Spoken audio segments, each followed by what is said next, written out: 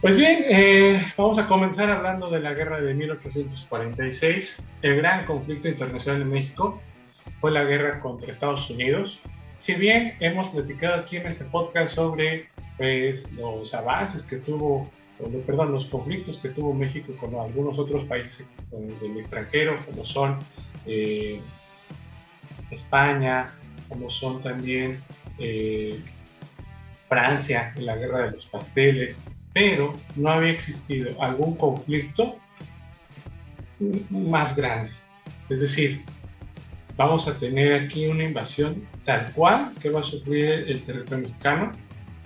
Básicamente nos van a poner contra las cuerdas y eso pues no había sucedido como tal. Siempre se atravesaba alguna otra cosa que pues a México lo salvaba. Sin embargo, ya para este momento, pues México está sufriendo un ataque por todos los frentes.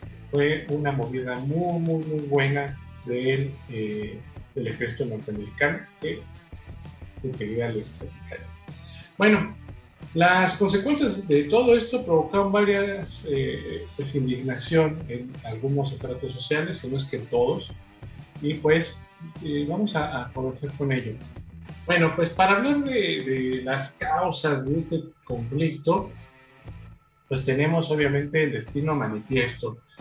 ¿Qué es el destino manifiesto, amigos? Bueno, el expansionismo como parte de la política exterior del presidente James Polk, basada en el destino manifiesto. Esta doctrina establecía que Estados Unidos como nación tenía el destino de establecer, extender y salvaguardar la libertad y democracia en el mundo. Es decir, que Dios les dijo que ellos tenían que llevar la democracia al mundo entero.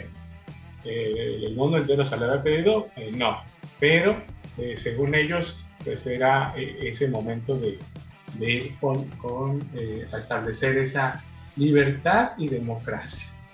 Obviamente, pues vamos a entender lo que es su libertad y su democracia. Bastante paradójico, si me preguntan a mí, porque también durante ese momento, pues existe la esclavitud en Estados Unidos como un modo de vida. Entonces, ahí es una libertad entrecomillada. Estados Unidos expresó su interés de anexarse Texas y impedirle a México recuperar dicho territorio por cualquier medio. Si bien México está hecho añicos, no estaba, como decimos comúnmente, patas para arriba, había quizás la insistencia de que quizás alguna vez se pudiera recuperar el territorio tejano. Sin embargo, pues para 1845, pues ya básicamente han pasado ya casi 10 años de Texas como país independiente, y tenemos país independiente porque básicamente pues estaba administrado por personas estadounidenses. Entonces, México decidió romper relaciones con Estados Unidos al saber su interés en Texas. Entonces, si recordamos nuestro episodio de la Guerra de Texas, recordaremos que aquí hay un círculo, un triángulo vicioso, un triángulo amoroso entre Estados Unidos, Texas y México. México se convierte en ese novio tóxico que no admite que Texas ya está con otro país, con otro muchacho o muchacha, ¿no? Entonces, Texas en este momento decide ya anexarse a Estados Unidos, hacerlo oficial. Obviamente México con estos problemas, pues se dispone a no admitir esa relación y decide romper relaciones con Estados Unidos. ¿Qué implicaba eso? Bueno, lo que implicaba era, pues básicamente, que Estados Unidos hiciera una afrenta y lo invitara a realizar una intervención o una guerra. Poco tiempo después, para aquellos momentos de estos personajes que vamos a estar hablando, de James Polk, Zachary Taylor, pues la administración estadounidense se dispuso a adquirir Nuevo México y la Alta California. Las autoridades federales mexicanas se negaron una vez más a vender su territorio a los estadounidenses. Decisión que colocó al país en un punto de no retorno en la senda de toda esta guerra. Los estados sureños de Estados Unidos fueron con los que más entusiasmo apelaban a un conflicto abierto, y a finales de diciembre de 1845, el presidente estadounidense James Polk, que compartía su ardor belicista, movió la ficha y envió un pequeño contingente al mando del general de división Zachary Taylor a una zona de disputa. El territorio se extendía entre el río Nueces y Río Grande. El general Taylor, con órdenes presidenciales, llegó ahí a marzo de 1846 y a finales de abril estallaron las primeras escaramuzas con unidades mexicanas. Fue entonces cuando el presidente James Polk solicitó al Congreso de la declaración de guerra, que este ratificó el día 13 de mayo de 1846. La guerra de México-Estados Unidos había comenzado. Entonces, como ven, estos dos muchachos, tanto el presidente James Polk y Zachary Taylor, como su comandante, pues, como su general, comenzaron pues la guerra contra México. Ahora, aquí voy a hacer un pequeño paréntesis. Recordemos que hay una disputa entre los estados del norte y los estados del sur. Este es un antecedente de lo que va a venir después, que es la guerra de secesión o la guerra civil estadounidense, en donde los estados del sur y los estados del norte están peleando precisamente por eso, por la esclavitud, entre otras cosas más. Pero precisamente era eso, los estados del norte eran más. Entonces, cuando ven la posibilidad de extenderse hacia el sur, hacia el oeste, o la compra o la invasión de California, Nuevo México, Arizona, obviamente los estados sureños estaban encantados. Entonces, para ese 13 de mayo de 1846, las tropas comandadas por Zachary Taylor, jefe del ejército estadounidense, pasaron más allá del río Nueces y se enfrentaron al ejército de Mariano Arista. El general mexicano cayó en la provocación, iniciando una gresca que los estadounidenses utilizaron como excusa, alegando una agresión a sus soldados, y así comenzaron la guerra. Básicamente, los provocó el general Zachary Taylor para que el ejército de Mariano Arista pues comenzara las batallas y le dieron pretexto de me atacaron y perdí la vida de hombres estadounidenses en esa frontera del territorio mexicano y por eso voy a declarar la guerra. Para llevar a cabo la defensa del país, el Congreso mexicano declaró como agravios de Estados Unidos pues el apoyo del gobierno norteamericano a los tejados en su rebelión, la anexión de la provincia de Texas a Estados Unidos, la violación de los tratados de límites territoriales y la incursión al territorio mexicano por tropas norteamericanas sin autorización del país. Obviamente estas cosas de estos agravios van a tardar en llegar. Estados Unidos ya tenía un plan.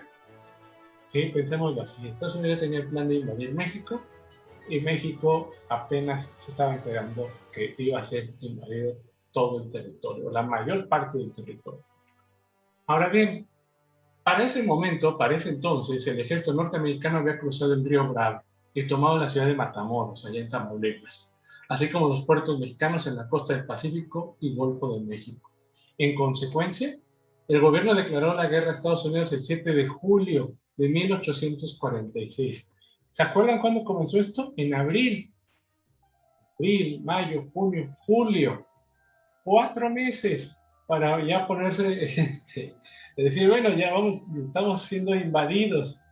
Al mismo tiempo, en el centro del país, el gobierno de Mariano Paredes Arriaga fue derrocado por los federalistas, quienes restablecieron la Constitución del 24 y llamaron a Santana, que se encontraba en el exilio en Cuba, a tomar el mando político del país y organizar la defensa.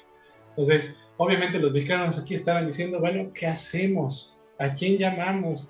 Híjole, pues no tenemos a nadie más, entonces llamemos a Santana. ¿No había otro general? Al parecer no. Santana era muy buena estratega. Había cosas que tenía que mejorar, pero era lo único que había. Entonces, el sentimiento que Santana o las cosas que decía el ejército los movía. Les decía cosas que quizás podían fluir en su ánimo y poder conglomerar a un grupo importante. Recordemos que en ese momento México está sufriendo una división entre centralistas y federalistas. Santana hizo frente a los estadounidenses en el norte y en Veracruz, pero no pudo vencerlos. Ya obviamente estaba muy avanzada la intervención. Solicitó recursos, por lo cual Gómez Farías incautó y vendió los bienes de la iglesia. Entonces imagínense, ya estaban desesperados los mexicanos de aquel momento y deciden incautar los bienes de la iglesia, es decir, pues algunas tierras, quizás también dinero de las mismas monasterios y demás. Y bueno, pues el resultado fue un levantamiento civil. El general decidió volver a la Ciudad de México para restablecer el orden, pero perdió la guerra con Estados Unidos. Spoiler alert, ¿no? Como todo el mundo sabe. Pero eso es interesante. Cuando ve Santana que no va a poder ganar eh, en el norte y en Veracruz, que era su bastión, donde siempre ganaba, decide replegarse a la Ciudad de México, decide dejar avanzar a las tropas norteamericanas que ya habían avanzado fuertemente durante el territorio mexicano. Los estadounidenses tuvieron graves problemas con las guerrillas que se organizaron por el territorio y no pararon, perdón, de hostigarles en su avance. Sin embargo, el 19 y el 20 de agosto, Scott se volvió a enfrentar a Santana en la batalla de Churubusco. En 2 días de enfrentamiento, los asaltos estadounidenses contra la posición del general mexicano hicieron que sus tropas se demoraran. El ataque frontal norteamericano dejó acorralados a muchos soldados, incluidos los desertores del ejército estadounidense, principalmente inmigrantes irlandeses y alemanes católicos del famoso batallón de San Patricio, que más adelante platicaré de él. La caballería de Scott persiguió a los que huían casi hasta las puertas de Ciudad de México. En Molino del Rey, de Chapultepec, el ejército de México luchó sus 2 últimas batallas de la guerra. La primera de ellas se dio el 8 de septiembre y fue un enfrentamiento con bajas notables. Para ambos bandos, la batalla de Chapultepec fue el último intento desesperado de Santana de acabar con los estadounidenses. Entre el 12 y el 14 de septiembre de 1847, las tropas de Scott asaltaron la fortaleza con la ayuda de un importante despliegue artillero y un asalto a las murallas utilizando escalas. A pesar de que fue realmente otro ataque frontal sin demasiada brillantez, la resistencia mexicana fue decayendo hasta el día 14 de septiembre. Santana y sus tropas abandonaron el lugar. Ese mismo día, el general de la división, Winfield Scott, entraba triunfante a la capital de México. Las operaciones militares entre ambos ejércitos habían llegado a su fin. Siempre les comento a mis alumnos que esto de alguna manera va ajeno a un juego de gocha, en donde es capturar la bandera. El tomar siempre la capital de algún territorio, pues marca ya que has tomado el país. Y eso ya había entendido Santana.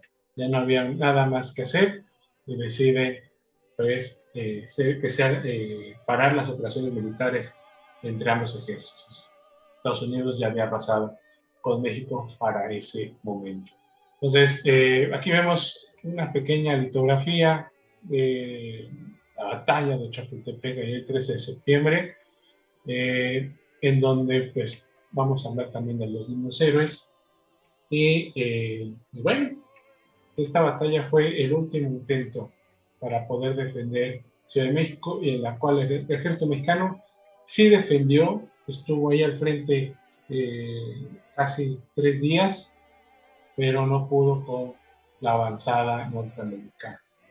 Cabe mencionar que durante esta batalla en Ciudad de México va a haber algunos levantamientos, muy poquitos, pero van a estar defendiendo la entrada contra el ejército norteamericano.